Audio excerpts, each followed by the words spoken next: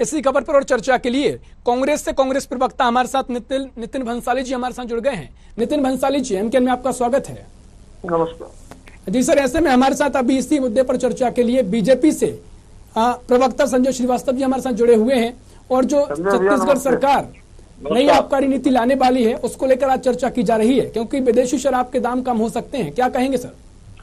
देखिए, शराब नीति आने वाली है, अभी तक के जारी तो हुई नहीं है। पहले जब तक कोई चीज पब्लिक डोमेन में ना आ जाए, कोई चीज जब तक स्पष्ट न हो जाए, तब तक मैं इस विषय में कुछ भी बोलने से परहेज करूंगा।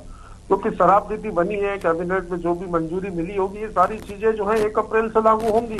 तो जो चीजें लागू होंगी वो चीजें खुद ही सामने आ जाएंगी।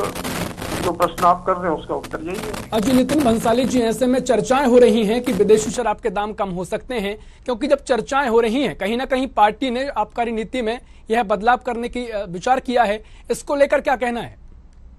आबकारी नीति अभी तक जारी नहीं हुई है और मैंने आबकारी नीति पढ़ी नहीं है। अब जो लोग ऐसी बात कर रहे हैं, हो सकता है उनको कहीं से जानकारी मिली हो और कोई बात हो, तो इस विषय में जब तक कि मेरा कहना तो स्पष्ट है कि जब तक नीति स्पष्ट रूप से जारी नहीं होती तब तक इस विषय में कुछ कहना बेहतर नहीं होगा। जी बिल्कुल नितिन भंसाली जी, मैं आपकी प्रतिक्रिया संजय श्रीवास्तव जी से लेना चाहूंगा। क्या कहेंगे सर? देखिए, हमारा स्टैंड हमने बहुत क्लियर कट कहा है। हम किसी नीति पर हम कहीं कोई चर्चा नहीं करना चाहते। हमारा स्टैंड यही है कि जो आपने शराबबंदी के लिए जो वादा किया था प्रदेश की जनता, उस वादे को आपको पूरा करना चाहिए। अब आप एक शब्द ये नहीं कह रहे हैं, अब बल्कि ये है कि इस नीति से तो आप पहले ये भी एक चर्चा होती थी कि भाई शराब की खपत यदि कम हो, लोग शराब से दूर हो, इसके लिए जो अच्छी शराबें उसके रेट्स बढ़ा देने चाहिए, ये चर्चा होती थी। लेकिन मुझे ऐसा लगता है कि जो कांग्रेस की सरकार है ये हर एक घर तक शराब पहुंचाना चाहती है और हर एक आदमी को शराबी बनाना चाहती है कि अब जो अच्छी शराबें हैं उसको भी हम कम रेट पर कर दें ताकि हर एक आदमी उस शराब को भी खरीद ले। तो कुल मिलाकर शराबबंदी की नई परिभाषा सरकार ने लिखा है। लोग पहले समझते थे कि शराबबंदी अर्थात शराब बंद। अब ये नहीं मालूम था कि कांग्रेस के डिक्शनरी में यह है कि शराबबंदी का अर्थ है कि शराब हर घर तक पहुंचाना, घर तक पहुंचाना। मुझे लगता है कि सरकार को बड़ी गंभीरता के साथ में सोचना चाहिए और या नहीं तो एक ही ऑप्शन सरकार के पास में सरकार माफी मांग ले आम जनता से कि हमने गलत वादा किया था, हमने वोट बटोरने के लिए हमने शराबबंदी का वादा कर दिया था, इसके लिए हम क्षमा चाहते हैं, फिर हम आगे भी चर्चा करें।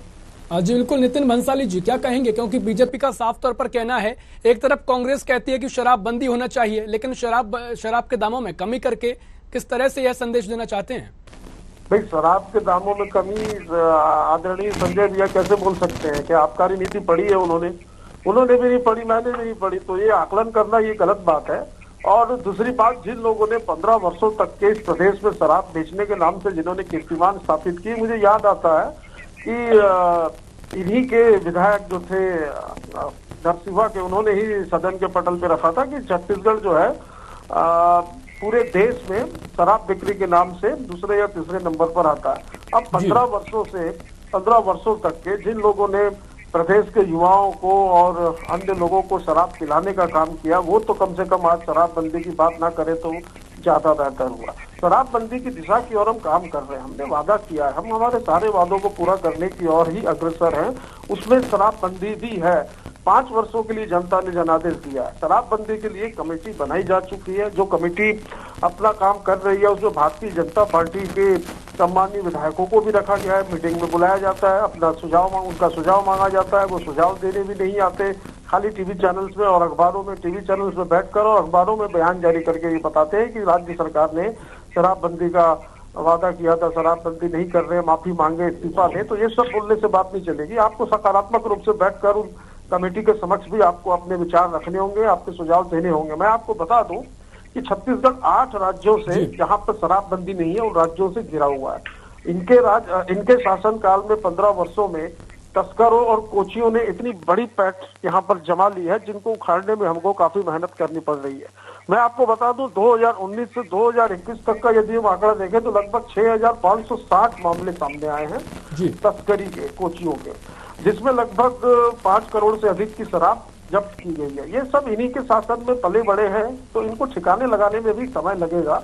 और 8 राज्यों में चूंकि शराबबंदी नहीं है तो इन राज्यों की सीमाओं से छत्तीसगढ़ लगा हुआ है। तो ऐसी स्थितियों में कहीं तस्करी या कोई इस तरीके की अवैध शराब खपाने का काम छत्तीसगढ़ में ना हो, इन सारे पहलुओं को देखकर और जिन राज्यों में शराबबंदी है उन राज्यों की क्या स्थिति है, इन पहलुओं को देखकर ही शराबबंदी का निर्णय लिया जाएगा। लेकिन मैं ये वादा करता हूं कि सरकार ने शराबबंदी का जो वचन दिया है उसको पूरा करने के लिए सरकार जो है वो वचनबद्ध है।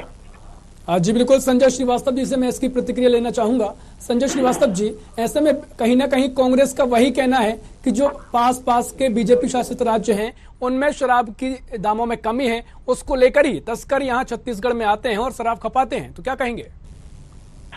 देखिए, कांग्रेस का ये राष्ट्रीय राजनीतिक चरित्र है कि सरकार बनाने के पहले कुछ वादा करो और सरकार बनाने के बाद खुल्ला खुल्ला खेल करो, वही काम चल रहा है।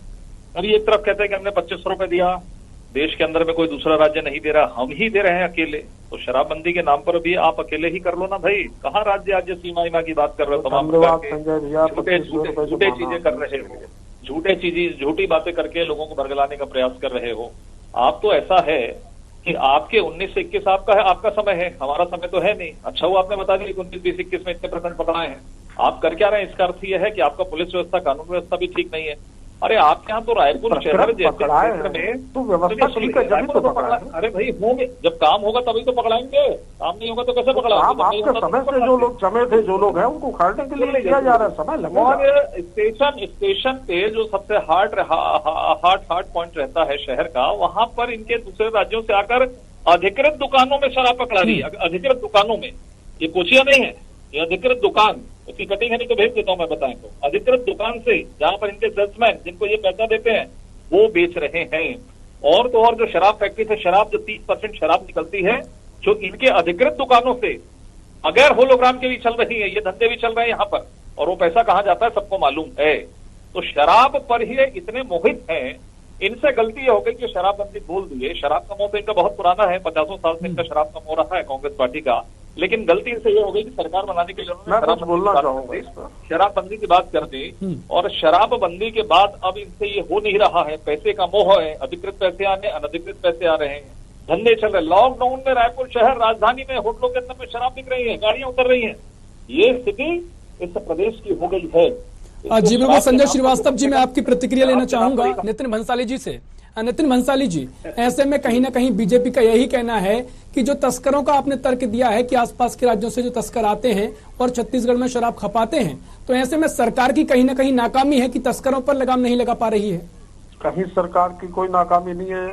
संजय भैया अच्छी मनोहर कहानियां अभी कर रहे थे कि 50 वर्षों का शराब से नाता है। मैं संजय श्रीवास्तव जी को पूछना चाहता हूं, कितने राज्यों में भाजपा की सरकार है, कहां शराबबंदी कर दी? गुजरात में शराबबंदी है, गुजरात के जैसी शराबबंदी हम छत्तीसगढ़ में नहीं करेंगे। गुजरात में कौन सी शराब किस जगह पर चाहिए, हम तो सुनते हैं लोगों को, आसानी से उपलब्ध है। तो इस प्रकार की शराबबंदी हमको नहीं करनी है। ये हमारी व्यवस्थाओं को चुनौती दे रहे हैं। भाई हमारे में हिम्मत तो है कार्रवाई करने की, हमने कार्रवाइयां की है। मैंने स्पष्ट रूप से बताया कि राज्य सरकार ने, राज्य के पुलिस विभाग और आबकारी विभाग ने अवैध शराब पकड़ने की कार्रवाई की है। इनके शासन में तो हिम्मत भी नहीं थी कार्रवाई करने की। ये इन्हीं के समय पैदा हुए कोचिए और तस्कर हैं जिनको खदेड़ने का काम राज्य सरकार कर रही है। और मैं फिर से कहूंगा कि हमने जो घोषणा पत्र में शराबबंदी का जो वचन दिया है प्रदेश की जनता को, वो 5 वर्षों के लिए जनता ने हमें जनादेश दिया है। सारी स्थितियों का आकलन करते हुए बहुत जल्दी प्रदेश में शराबबंदी होगी। बंद मतलब बंद, गुजरात और बिहार जैसी बंदी नहीं होगी, छत्तीसगढ़ में शराबबंदी होगी। इसके लिए हम वचनबद्ध हैं। आदरणीय संजय श्रीवास्तव जी ने ये तो माना कि 2500 रुपए दे रहे हैं, किसी प्रदेश ने नहीं दिया और छत्तीसगढ़ दे रहे हैं, तो इसमें भी दे दीजिए। तो इन्होंने खुद ही एक्सेप्ट किया कि हम जो कहते हैं वो करते हैं। धान का 2500 रुपए हमने समर्थन मूल्य दिया। जी बिल्कुल, तो नितिन भंसाली जी, हम शराबबंदी नितिन भंसाली जी, समय का अभाव है, इसी के पहले मैं संजय श्रीवास्तव जी से प्रतिक्रिया लेना चाहूंगा। संजय श्रीवास्तव जी, क्या कहेंगे? चौथी किस्त में डंडी मार दी 17 करोड़ रुपए की। अरे उसका प्रूफ दीजिए, बातें करने से नहीं। 1 साल लग गया, पसीना निकल गया, 2 साल में 1 साल, 3 साल में 2 साल और 5 साल में 3 बार। आपने तो अंतिम वर्ष जी बिल्कुल, नितिन भंसाली जी, संजय श्रीवास्तव जी, संजय श्रीवास्तव जी, एक मिनट सर, समय का अभाव है। मैं आपसे आखिरी प्रतिक्रिया संजय श्रीवास्तव जी, संजय श्रीवास्तव जी, नितिन भंसाली जी, फिलहाल के लिए एमकेएन से जुड़ने के लिए बहुत धन्यवाद। तो आपको बता दें, छत्तीसगढ़ में नई आबकारी नीति लागू होने वाली है, इसमें विदेशी शराब के दामों में कमी हो सकती है।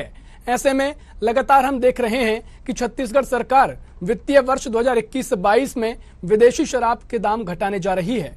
कहा जा रहा है कि विदेशी शराब की कीमतें 30% तक कम हो सकती हैं। इसके लिए सरकार शराब पर लगने वाली ड्यूटी को कम करेगी। आपकी जानकारी के लिए बता दें कि छत्तीसगढ़ सरकार हर साल शराब की 50 दुकानें बंद करती थी, लेकिन इस बार ऐसा नहीं होगा। नई आबकारी नीति 1 अप्रैल 2021 से लागू हो जाएगी और उससे पहले ही पूरी तस्वीर साफ हो जाएगी।